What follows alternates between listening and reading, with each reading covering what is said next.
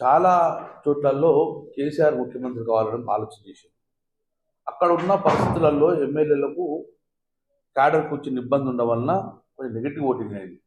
Election తర్వాత కేసీఆర్ ఓడిపోయిందంటే కొంచెం జీర్ణించుకోలేక ప్రజలు. కాబట్టి అందుకే ఈసారి పార్లమెంట్ ఎన్నికలలో 80% కేసీఆర్ గెలిపారని ఒక ఆలోచనకు వచ్చింది కొన్ని ప్రాంతాలలో. కరీంనగర్కి వచ్చే వారికి డెఫినెట్గా మాకు బీజేపీకి పోటీ ఉంటుంది. కాంగ్రెస్ ఇక్కడ 80% పోటీ ఇవ్వదు కూడా. ఇప్పటికీ కాంగ్రెస్ అభ్యర్థి కూడా తేల్చే పరిస్థితి లేదు. కాబట్టి 100% కరీంనగర్ పార్లమెంట్కి వచ్చేవారికి ఒకసారి మా వినోద్ కుమార్ గారు ఉన్నప్పుడు అద్భుతమైన నిధులు తీసుకొచ్చింది కాబట్టి, తర్వాత నిధులు రాలేదు కాబట్టి మళ్ళీ నిధులు వచ్చే అవకాశం ఉన్నది. కాబట్టి వినోద్ కుమార్కు మాకు ఉంటుందని చెప్పేసి మేము మంచి స్ట్రాంగ్ పోటీస్తే గెలిచే అవకాశం ఉంటుంది. సో కరీంనగర్లో రేపు రాబోయే రిజల్ట్ చూసుకొని బీజేపీ వర్సెస్ బీఆర్ఎస్ సీరియస్ మాట్లాడటం అవకాశాలు మాత్రమే. అంటే ముఖ్యంగా సెంట్రల్ లో బీజేపీ ఉన్నది, ఇక్కడ స్టేట్ లో కాంగ్రెస్ ఉన్నది. రెండింటికి కాకుండా బీఆర్ఎస్ ఎందుకు వేయాలని చెప్పేసి ఓటర్ భావిస్తే అట్లాంటి అవకాశాలు ఉంటాయి కదా. ఇప్పుడు 2014 సంవత్సరంలో కూడా అక్కడ మోడీ ప్రభుత్వం ఏర్పడ్డది. అప్పుడు వినోద్ కుమార్ గెలిచింది, ఇక్కడ మనది గెలిచి. అప్పుడు మీకు బీజేపీ పార్టీ ఓటు వేయలేదు. అట్లనే ఇక్కడ కాంగ్రెస్ పార్టీ కరీంనగర్కి వచ్చేవారికి ఎట్టి పరిస్థితుల్లో కూడా గత హిస్టరీ చూస్తే పొన్నం ప్రభాకర్ గారి తర్వాత కాంగ్రెస్కు ఓట్ బ్యాంక్ వస్తలేదు. ఇక్కడ ఇప్పుడు ఓట్ బ్యాంక్ రాదు. ఈవెన్ కరీంనగర్ కాన్స్టిట్యూన్సీలో కాంగ్రెస్ ఓట్ బ్యాంకు పోయినసారి 2018లో కానీ 2023లో కానీ థర్డ్ ప్లేస్ వచ్చేసింది. సో అంతకుముందు కాంగ్రెస్ కరీంనగర్లో గెలిచిన చరిత్ర లేదు. ఎంఎస్ఆర్ కూడా గెలిచింది ఎప్పుడు with the help of the TRS తోటే గెలిచింది తప్ప. కానీ కాంగ్రెస్ పార్టీ డైరెక్ట్ గెలిచింది మాత్రం నాకు తెలిసే ప్రకారము కాంగ్రెస్ పార్టీ నేరుగా ఎవరితోటి గుర్తు పెట్టుకోకుండా గెలిచింది కరీంనగర్ లేదు. ఇప్పుడు నల్లమాచుకొండ ఉన్నప్పుడు గెలిచింది. నల్లమాచుకొండ గెలిచిన తర్వాత కాంగ్రెస్ పార్టీ సింగిల్ గెలిచింది ఎప్పుడు లేదు. ఒక్కసారి ఎంఎస్ఆర్ గెలిచారు, అది కూడా టీఆర్ఎస్ పార్టీతో గెలిచారు. అప్పుడు కాంగ్రెస్ గెలిచారు. అందుకే కాంగ్రెస్కు ఎక్కువ శాతం కరీంనగర్ కాన్స్టిట్యూన్సీ ఉంది. ఆ ప్రభావితం ఎట్లా ఎదుర్కొంటుంది. ఇప్పుడు మాకు 3 ఎమ్మెల్యేలు ఉన్నాం కాబట్టి మేము ప్రభావితం చేస్తాం. డెఫినెట్గా మాకు అవకాశం ఉన్నది, మేము పోటీ చేస్తాం. ఎంపీ ఎన్నికల తర్వాత తెలంగాణ రాష్ట్రంలో ఎలాంటి రాజకీయ పరిణామాలు ఉంటాయి? ఎందుకంటే బండి సంజయ్ ఈ మధ్యలో కామెంట్ చేసింది, లోక్సభ ఎన్నికల తర్వాత ఏ క్షణమైనా కానీ ఇప్పటికే కోర్టులు ఉన్నారు, కేసీఆర్ కోర్టు కాంగ్రెస్ పార్టీలో ఉన్నారు, ప్రభుత్వం పూర్తి చేసే అవకాశం ఉంది. మాకు తెలిసిన ప్రకారం అయితే ప్రజలచే ఏర్పడ్డ ప్రభుత్వము కాంగ్రెస్. మాకు కూల్చాలని ఉద్దేశం లేదు, 80% లేదు. ప్రజా తీర్పు శిరసావహించిన బాధ్యత మా అందరినీ ఉండేది. కాంగ్రెస్ పార్టీ పరిస్థితి తెలుసు, దేశం మొత్తం కూడా ఎట్లా మారుతూ ఉంటాయో. వాళ్ళు కొట్లాడుకుని బయటకు తెప్పదేం కాదు, కానీ మేము కూర్చో ఆలోచన లేదు. వాళ్ళు విడిపోయి వాళ్ళు కొట్లాడుకొని వాళ్ళకు అంతర్గత యుద్ధంలో కాంగ్రెస్ పార్టీకి అంతర్గతం ఉంటుంది.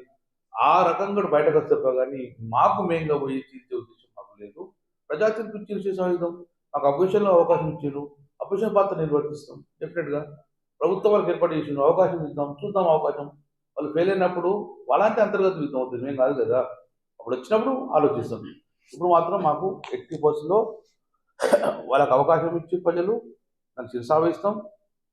ప్రజలకు ఇచ్చిన హామీలు నెరవేర్చేదాకా ఉంటాం. మేము నెరవేర్చకపోతే డెఫినెట్గా మా పాత్ర మేము నిర్వర్తిస్తాం. అంటే పార్లమెంట్ ఎన్నికల తర్వాత స్థానిక సంస్థల ఎన్నికలు ఉంటాయి. అయితే పార్లమెంట్ ఎన్నికల్లో ఆ ఎన్నికల ప్రభావం అనేది వచ్చే ఎన్నికల పైన కూడా పడితే ఖచ్చితంగా బీఆర్ఎస్ తుడిచిపెట్టుకోబోతుందని చెప్పేసి కూడా కొంత ప్రచారం జరుగుతుంది, చాలా మంది మాట్లాడతారు. 1999 1999లో చంద్రబాబు గవర్నమెంట్ అద్భుతంగా ఫామ్ చేసింది. చేసుకున్న 1 మంత్కే చాలా ప్రజా వ్యతిరేక విధానాలు తీసుకొచ్చింది. స్థానిక సంస్థలు మొత్తం ఆకేస్తని చెప్పారు. కానీ ఇమ్మీడియట్గా 2 మంత్స్లో స్టార్ట్ అయిన స్థానిక సంస్థలు కరీంనగర్ కార్పొరేషన్లో 5 గెలిచాయి.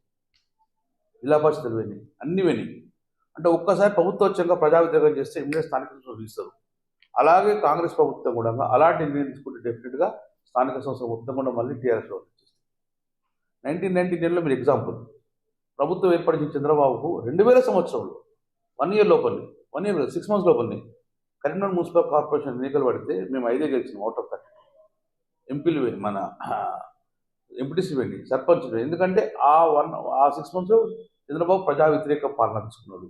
ఏదైతే హామీలు ఇచ్చిండో నిర్వర్తించలేదు. ఇప్పుడు ఇమ్మీడియట్గా ప్రభుత్వ వ్యతిరేక ఓటు జరిగింది. అట్లనే ప్రభుత్వ ఓటింగ్ ప్రజలు ఎప్పుడైనా ఓటు వేయచ్చు. మీరు ఈ ఇప్పుడు గెలిచిన రేవంత్ రెడ్డి ప్రభుత్వము చక్క పని చేస్తే ఆయనకు ఎంపీ సీట్లలో తనకు అవకాశం వస్తుంది.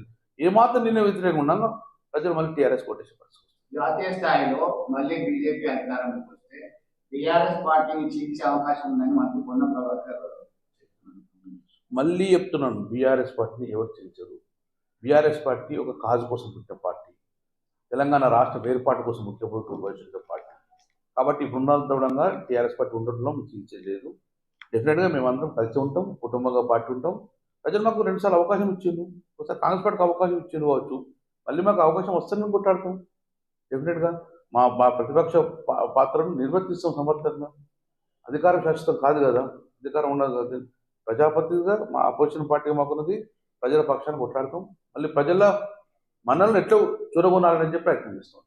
తెలంగాణలో ఈ భూ ఆక్రమణ బాగా జరిగాయని బాగా కేసులు దాని మీద తప్పక నేను ఒక్కటిగా 2 సార్లు చెప్తున్నాను. మేము చట్టపరంగా ఎవరు తప్పు చేసినా శిక్ష అనుభవించాలి. ఎవిడెన్స్, డాక్యుమెంటరీ ఫోర్జరీ అవన్నీ ఎవిడెన్స్ ఉంటాయి. సో ఇక ఆరోపణలు చేస్తూ ఉంటారు, కానీ ఆరోపణలన్నీ నిజం కావు. చాలా ఆరోపణలు చేస్తూ ఉంటారు, నిజం కావు. కానీ ఎక్కడైతే నిజంగా ఉద్దేశపరంగా అయితే గిట్ట ఉద్దేశపరంగా ల్యాండ్ డిస్ప్యూట్లో ఉండి ఫేక్ డాక్యుమెంట్ ఒకటి గిట్ట అది చట్టపరంగా కోర్టులో ఉన్నది, కోర్టు నిర్వహిస్తుంది. సో మేము కూడా చట్టం తన పని తాను చేసుకున్నామని ఎప్పుడు చెప్పుకుంటూ వస్తున్నాం. ఈ అవిశ్వాసాలు బాగా ఎట్లా ఎక్కడి నుంచో కాదు, కరీంనగర్ కాన్స్టిట్యూన్సీలో మాత్రం ఇక్కడ అవిశ్వాసాలు జరగవు. కరీంనగర్ కార్పొరేషన్లో 60 మంది కార్పొరేటర్ ఉండడం, అవిశ్వాస తీర్మానం అంటే 45 కావాలి. So it's not possible. So మా కార్పొరేటర్ అందరం డెఫినెట్గా రాత్రి సమావేశం ఏర్పాటు చేసుకున్నాం. మా కార్పొరేటర్ ఒక ధైర్యం, భరోసా ఉంటుంది. ఎమ్మెల్యే మేమే ఉన్నాము, ప్రభుత్వం కాంగ్రెస్ పార్టీ ఉండొచ్చు, కానీ మేయర్ కూడా మన పార్టీ ఉంది కాబట్టి డెవలప్మెంట్ చేసుకుంటాం. కాబట్టి డెఫినెట్గా రాబోయే కాలంలో ఈ కార్పొరేషన్ మళ్ళీ టీఆర్ఎస్ ఎగరవేస్తాం ఒక ధైర్యం ఉంది. కాబట్టి మా కార్పొరేటర్ మా అరకట్ట అవుతుంది. లోక్సభ ఎన్నికలకు ఎట్లా సిద్ధమవుతున్నారు? 45 రోజులు అయిపోయింది ఇప్పటికీ కాంగ్రెస్ ప్రభుత్వం ఏర్పాటు చేసి. డెవలప్మెంట్ ఆగిపోయింది, పెండింగ్ వర్క్స్ ఆగిపోయినాయి, ప్రజలు ఒక అసహనం స్టార్ట్ అయిపోయింది. కాబట్టి మేము ప్రజల పక్షాన్ని ఉండాలని చెప్పేసి ఫస్ట్ కరీంనగర్ కాన్స్టిట్యూన్సీ మీటింగ్ పెట్టుకుంటున్నాం. తర్వాత పార్లమెంట్ 24వ తారీఖు నాడు పార్లమెంట్ ఎన్నికలకు సమాయత్తం కోసం సోషల్ మీడియా స్టార్ట్ చేస్తున్నాం. మా క్యాడర్ను మేము సమాయత్తం చేస్తాం. క్యాడర్లలో ఒక ప్రభుత్వం పోయిందన్న ఒక నిరాశ ఉన్నారు, దాన్ని డెఫినెట్గా మేమందరం మనోధైర్యం ఇవ్వాలి. మేమందరం ఉన్న కుటుంబ సభ్యులుగా వాళ్ళకు ధైర్యం చెప్తాం. ప్రజలకు వస్తే ధైర్యం ఉంటే ఇంకా రెట్టింపుతో పనిచేస్తారు మా క్యాడర్. కాబట్టి 24 సోషల్ మీడియా ద్వారా, రేపు 21వ తారీఖు నాడు మా కాన్స్టిట్యూన్సీ మీటింగ్ ద్వారా ప్రజలు మనందరం కలుసుకొని మళ్ళీ ఈ కుటుంబం మళ్ళీ ముందుకెళ్ళే ప్రయత్నం చేస్తాం. ఎన్నికల కోసం సమాయత్తం అవుతాం.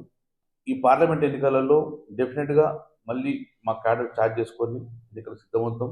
గెలిచే అవకాశాలు ఉన్నాం కాబట్టి మేము పాటిస్తాం.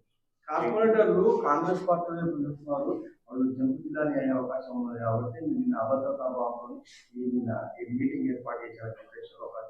అభద్రత ఏమున్నది? నేను ఎమ్మెల్యే అయినప్పటి నుంచి, మంత్రి అయినప్పటి నుంచి ప్రతి 6 నెలల కోసం సమావేశం ఏర్పాటు చేస్తాను. కార్పొరేటర్ తోటి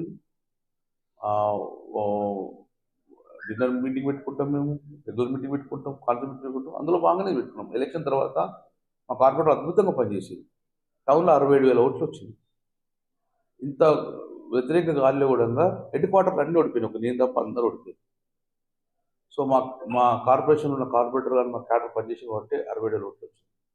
కొత్త చెప్పుకున్నాం మా బాధ్యత, అందరం ఏర్పాటు చేసుకున్నాం. అందరు కార్పొరేటర్లు వచ్చింది, ఒకరిద్దరు రాకపోతే వాళ్ళ పర్సనల్ అవసరం ఉంటుంది, కానీ అందరు కార్పొరేటర్ వచ్చింది. అందరం కూడా ఒకవైపు ఉన్నామని భావిస్తాం. వెంకటేశ్వర స్వామి బ్రహ్మోత్సవాల గతంలో రాజకీయంగా ఎక్కువ పార్టీ తరఫున నిర్వహించినట్టుంది, ఇప్పుడు మాత్రం ప్రభుత్వం తరఫున నిర్వహిస్తామంటున్నారు.